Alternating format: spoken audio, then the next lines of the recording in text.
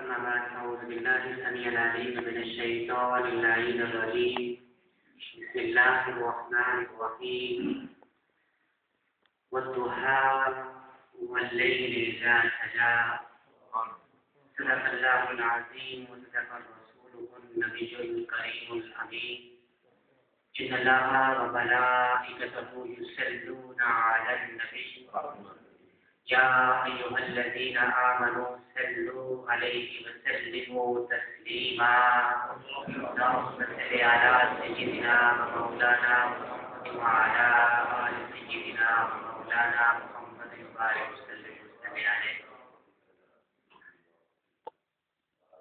حضور کارگار مولانا تراوی مولانا پیر سید نصیر الدین نصیر گیلانی رحمۃ اللہ تعالیٰ علیہ کے چند اشعار سے ابتدا کرنا چاہتا ہوں کہ راستے صاف بتاتے ہیں کہ آپ آتے ہیں، راستے صاف بتاتے ہیں کہ آپ آتے ہیں، لوگ محفل کو سجاتے ہیں کہ آپ آتے ہیں، اور اہل ایمان کے لبوں پر ہے درود و سلام، اہل ایمان کے لبوں پر ہے درود و سلام، یوم میلاد مناتے ہیں کہ آپ آتے ہیں، اور چاند تاروں میں نصیر آج بڑی ہلچل ہے، چاند تاروں میں نصیر آج بڑی ہلچل ہے، یہی آثار بتاتے ہیں کہ آپ آتے ہیں. اور میرے لیے انتہائی قابل قدر اور قابل احترام میرے والد گرامی صاحب درگاہ پیر گلزار علی شاہ صاحب خجالہ نشین دربار عالیہ قاریہ حضرت دیوان حضوری اور مجسمہ علم و عرفان حضرت علامہ قاضی محمد عبداللطیف قادری صاحب، صاحبزادہ سید منور حسین شاہ صاحب، علامہ قاضی نوید الرحمان صاحب اور میرے انتہائی معزز و محتشم حضرات محترم، میں اور آپ یہاں پر حضور نبی رحمت سید کائنات اپنے آقا و مولا محمد رسول اللہ صلی اللہ علیہ وآلہ وسلم کی ولادت بسعادت کا جشن منانے کے لیے اکٹھے ہوئے ہیں. میں یہ عرض کرنا ضروری سمجھتا ہوں کہ میں نہ کوئی روایتی خطیب ہوں اور نہ ہی پروفیشنل مبلغ، یہ قاضی صاحب کی شخصیتیں ہیں جو میں آپ کے سامنے کھڑا ہوں. آپ مرکزی جماعت اہل سنت کے سابق صدر ہیں اور آپ کا علم، تقویٰ، زہد اور عبادت و ریاضت اہل سنت کا سرمایہ بھی ہے اور اثاثہ بھی. میری دعا ہے کہ اللہ رب العالمین آپ کے بہترین تجربوں سے ملک و ملت کو سرفراز فرمائے. حضرات محترم، جو آیہ مقدسہ آپ کے سامنے تلاوت کرنے کی سعادت حاصل کی ہے وہ قرآن المجید فرقان الحمید کی وہ آیت مقدسہ ہے جسے پڑھتے ہی اور جسے سنتے ہی انسان کا خیال روح مصطفیٰ کا طواف کرنے لگتا ہے، انسان کا خیال روح مصطفیٰ کا طواف کرنے لگتا ہے. والضحیٰ، محبوب تیرے چمکتے چہرے کی قسم. حضرات محترم، آپ جانتے ہیں کہ سرکار علیہ الصلوۃ والسلام پر چند دن وحی نازل نہ ہوئی تو کفار مکہ نے شور مچایا کہ محمد کو محمد کے رب نے چھوڑ دیا، محمد کو محمد کے رب نے وہ روٹھ گیا، محمد سے محمد کا رب ناراض ہو گیا. رب کائنات نے گفتگو کا آغاز بھی اس انداز میں کیا کہ والضحیٰ، محبوب تیرے چمکتے چہرے کی قسم. سمیع محترم، اندازہ کیجیے الزام کچھ اور ہے اور رب کائنات جواب میں کچھ اور عطا فرماتا ہے. کفار مکہ نے کہا کہ محمد کو محمد کے رب نے چھوڑ دیا. اللہ فرما رہا ہے اے محمد تیرے چمکتے چہرے کی قسم.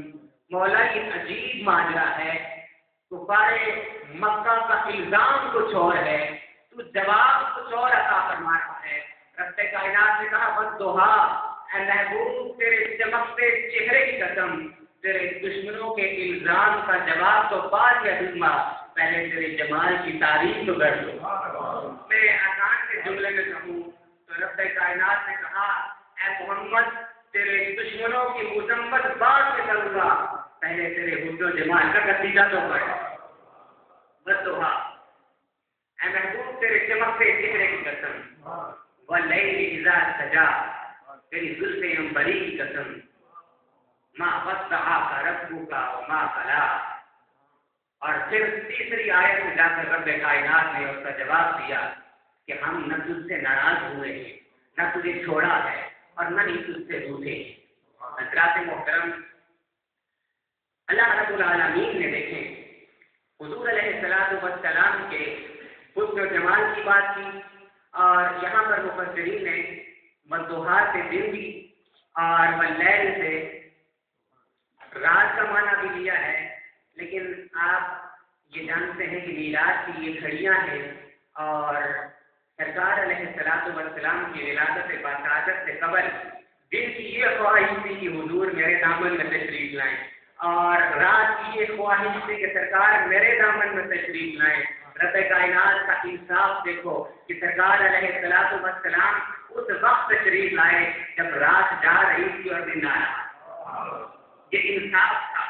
اور پھر بتانا یہ مقصود تھا کہ ہم نے رات کو بھی محروم نہیں رکھا، ہم نے دن کو بھی محروم نہیں رکھا، ہم نے رات کو بھی محمد کے جلوے عطا کیے، ہم نے دن کو بھی محمد کے جلوے عطا.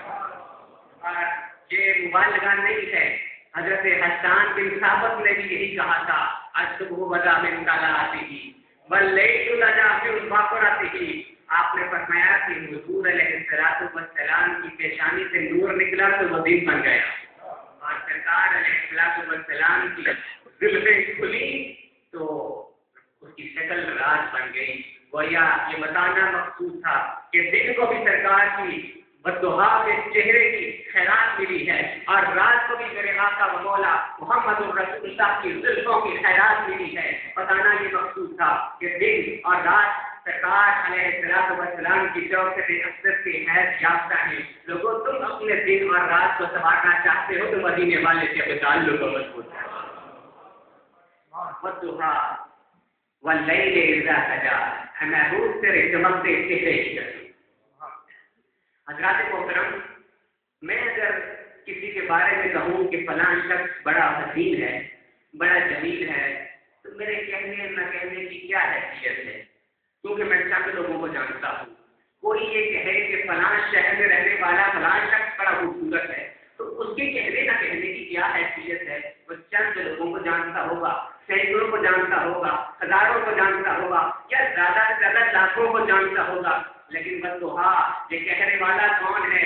یہ وہ ہے جو خالق ارض و سما ہے، جو رازق کائنات ہے، جو جنوں اور انسانوں کا خالق ہے. رب کائنات نے تمام انسانوں کی تخلیق کی، اور پھر جب اپنے محبوب کی باری آئی تو فرمایا والضحیٰ. سمیع محترم، کسی اور شخصیت کے بارے میں ایسا کلام نظر نہیں آئے گا، لیکن مصطفیٰ کے بارے میں رب کائنات نے جب یہ کہا والضحیٰ تو معنی یہ ہے رب کائنات کی ساری تخلیق میں سب سے احسن کوئی شاہکار ہے تو وہ ذات مصطفیٰ. حضرات محترم، آپ اندازہ کیجیے کہ والضحیٰ محبت جو ہوتی ہے وہ جمال کو دیکھ کر ہوتی ہے. کسی کا حسن نظر آئے، خوبصورتی نظر آئے، انسان اس کا شہلا ہوتا چلا جاتا ہے. اور کچھ علماء یہ بھی فرماتے ہیں کہ محبت کمال کو دیکھ کر بھی ہوتی ہے. لیکن کمال جمال کا ایک جز ہے کہ کوئی خطاب اچھا کرتا ہے تو اسے خطابت کا حسن، خطابت کا جمال ملا ہے. کوئی بندہ اپنے الیکشن میں اپنی سیٹ جیت لیتا ہے تو اسے سیاست کا حسن اور سیاست کا جمال ملا ہے. گویا کمال بھی جمال کا ایک پہلو ہے.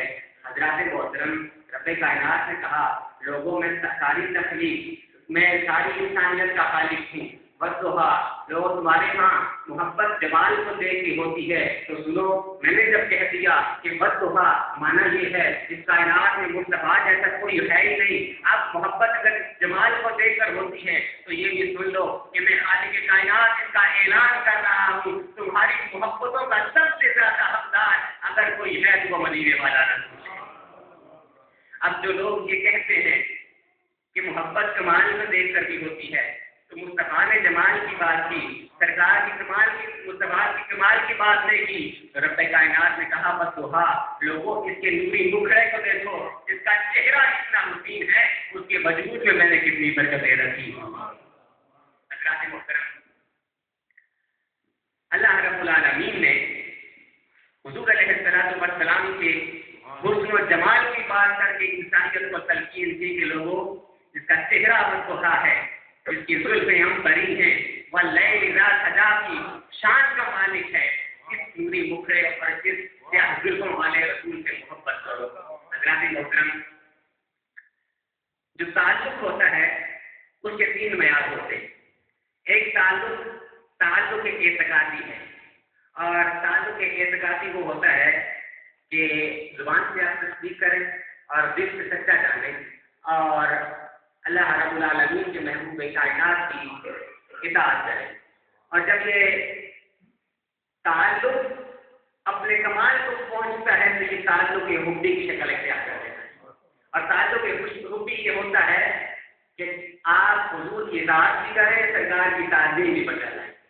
اور جب یہ تعلق حبی اپنے کمال کو پہنچتا ہے تو وہ تعلق عشقی بن جاتا ہے، اور تعلق عشقی کو ہوتا ہے جسے صوفیات کی زبان میں بنا کر رسول کہا جاتا ہے۔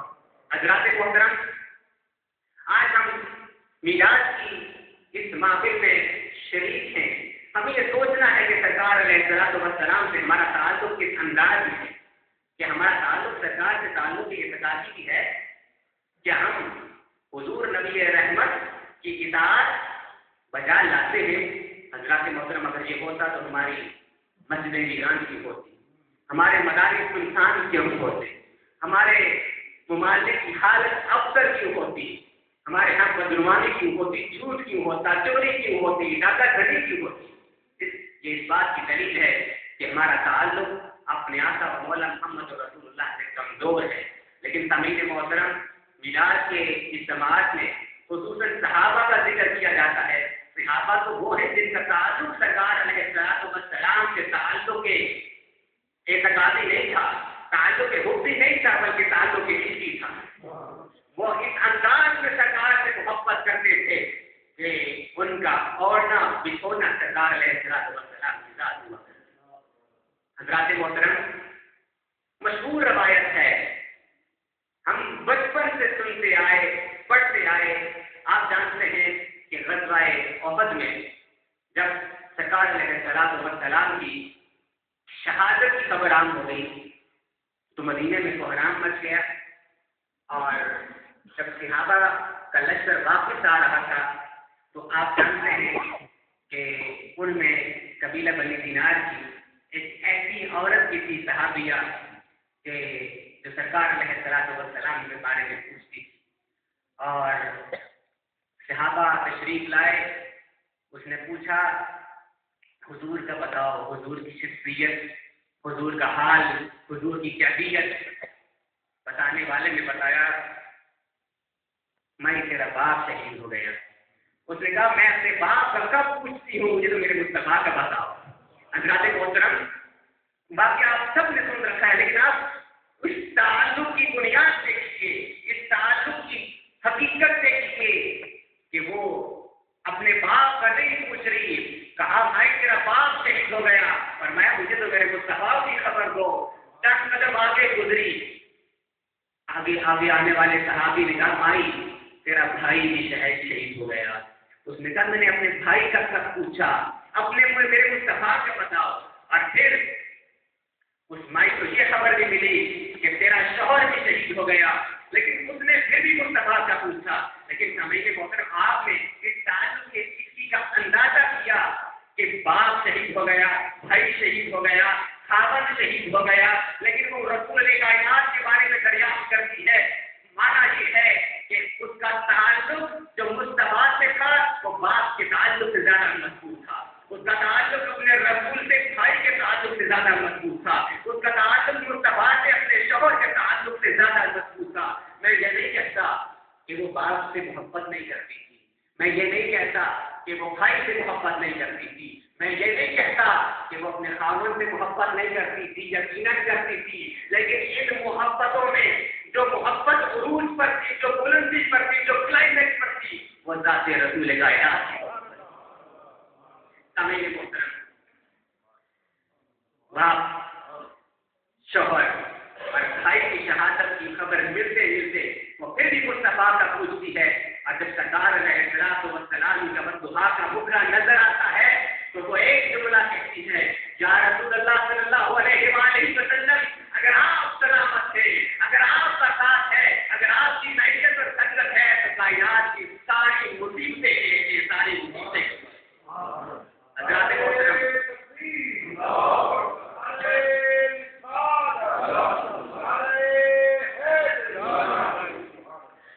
ساری مصیبتیں کائنات کی قبول ہے یا رسول اللہ اگر آپ کا ساتھ ہے تو سامعین محترم، میں ایک جملہ آپ کی تماشوں کی نظر کرنا چاہتا ہوں، میں اسی لیے یہ واقعہ بیان کر رہا ہوں کہ آپ اندازہ کریں کہ گھر میں 3 لاشیں پڑی ہیں، 3 میتیں پڑی ہیں، اور لیکن وہ رسول اللہ صلی اللہ علیہ وآلہ وسلم کے بارے میں دریافت کرتی ہے، اور جب سرکار کو دیکھ لیتی ہے تو کہتی ہے، آقا اگر آپ کا ساتھ ہے تو ساری مصیبتیں قبول ہیں، ساری مصیبتیں ہیں۔ مجھے کہنے دیجیے کہ سرکار علیہ السلام کو رب کائنات نے وہ حسن عطا کیا تھا، وہ جمال عطا کیا تھا جو سارے غم بلا دیتا تھا، ساری مصیبتیں بجا دیتا تھا، سارے غم بھی بلا دیتا تھا۔ اور اس صحابیہ کا یہ جملہ رہتی دنیا کو یہ پیغام دے رہا ہے کہ لوگوں، میرے گھر میں 3 میتیں پڑی تھی، میں نے رسول اللہ کے چہرے کو دیکھا، میری ساری مصیبتیں سارے غم دور ہو گئے۔ اگر تم اپنی زندگیوں میں انقلاب لانا چاہتے ہو، اگر تم اپنی زندگیوں کو نکھارنا اور سنوارنا چاہتے ہو تو رسول اللہ صلی اللہ علیہ وآلہ وسلم سے اپنے تعلق کو مضبوط کرو۔ حضرات محترم، آپ یاد رکھیے، کسی مصیبت، کسی مشکل، کسی دکھ کا وظیفہ رسول اللہ کا بددعا کا چہرہ ہے۔ خدا کی عزت و جلال کی قسم اٹھا کر کہتا ہوں، کسی مصیبت میں رسول اللہ کے رخ انور کا خیال ذہن میں لا کر رب سے دعا کرو، رب تمہیں نامراد نہیں رہنے دے۔ اور پھر حضرات محترم، میرا وقت مکمل ہو چکا ہے، ایک روایت اور پیش کرنا چاہتا ہوں۔ حضرت ابو زید انصاری رضی اللہ تعالیٰ عنہ حضور کے وہ صحابی ہیں کہ سرکار علیہ السلام کے پاس تشریف لائے تو سرکار علیہ السلام نے ان کے سر اقدس پر ہاتھ رکھا، اور حضور نے ان کے سر پر ہاتھ رکھ کر وہ حسین اور جمیل شخصیت تھے، بڑے خوبصورت، اور جب مصطفیٰ کریم علیہ السلام ان کے سر پر ہاتھ رکھا تو سرکار نے ان کے لیے ایک دعا فرمائی، ہاتھ اٹھائے، فرمایا مولا جس کے چہرے کا یہ حسن اور جس کا جمال اور اس کی خوبصورتی ہمیشہ سلامت رہنا۔